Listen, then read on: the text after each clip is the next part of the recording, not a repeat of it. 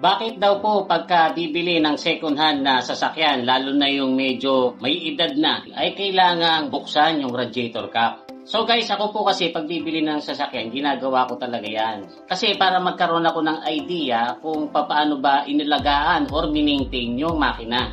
Kung sakali po nagagawin nyo yan, ang reminder ko lang po ay hintayin nyo na lumamig yung radiator. Ngayon kung hindi nyo naman po maintay, ay kumuha kayo ng makapal-kapal na basahan. Basain nyo po yun.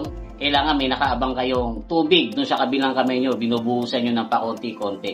Tapos dahan-dahan yung buksan. Kasi pag binigla nyo ng bukas yan at mainit yung radiator po, pwede pong tumalsik yung steam. Napakainit po nun. Magkakaroon kayo kagad ng burns sa skin. So halimbawa nabuksan nyo na, masisilip nyo siyempre kung ano yung laman ng radiator. Pag nakita nyo na walang laman, kahit tubig, kahit kulan, ay mortal sin po yun. Hindi dapat ginagamit yung sasakyan na walang laman yung radiator. Ngayon kung makikita nyo naman na ang laman ay tubig, indikasyon po yan na po pwedeng may kalawang po sa loob yung cooling system kasi nakakakalawang po ang tubig. Maganda kung ang makikita nyo sa loob niyan ay coolant. Ngayon, halimbawa naman po, pagbukas nyo, ang nakita nyo ay parang 3-in-1 coffee na mabula-bula pa. Hindi po magandang sign yan kasi ang ibig sabihin po niyan ay humahalo yung langis doon sa tubig or sa coolant. It's either na may leak ang oil cooler niyan or singaw ang cylinder head gasket. Ngayon, kung halimbawa nasilip nyo na at mukhang okay naman, huwag nyo kagad babalik yung radiator cap. Ang gawin nyo naman po, start nyo ngayon yung makina. Kapag nakita nyo po na bumubulwak palabas yung coolant or yung tubig, yung tipong parang fountain sa lakas ng pagbulwak, sigurado po yan, malakas na yung singaw ng cylinder head gasket.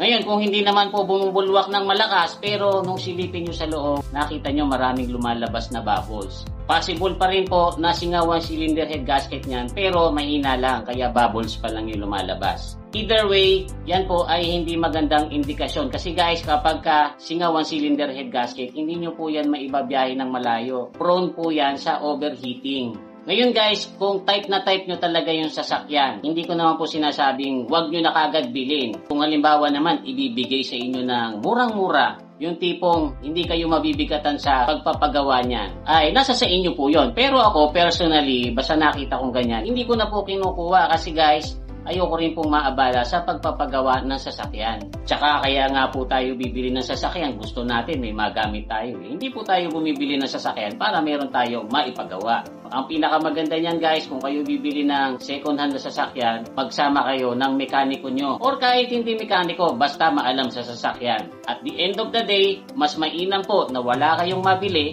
kaysa makabili kayo ng sablay.